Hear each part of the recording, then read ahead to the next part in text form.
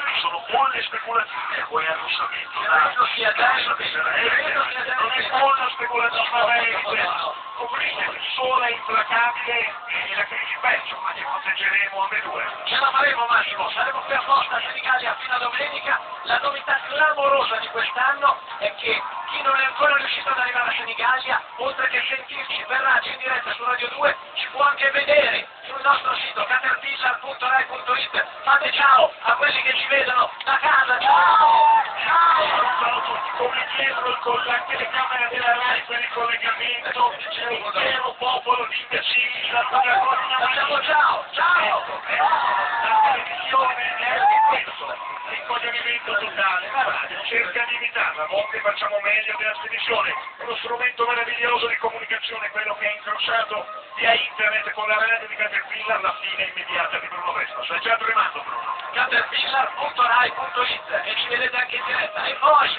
Massimo, qui oggi inizieremo un lungo percorso, ma da domani raddoppieremo e triplicheremo perché alle puntate delle 13 in Piazza Roma, alle puntate delle 18 qui, in diretta dai bagni Arcobaleno di fronte alla rotonda sul mare, aggiungeremo lo spettacolo in prima serata delle 22 e poi lo spettacolo di mezzanotte. Domani sera si parte con Lella Costa e Stefano Bollani alle 22 e poi con Alex Pessini a mezzanotte che ci racconterà la sua traversata del Pacifico. Viva!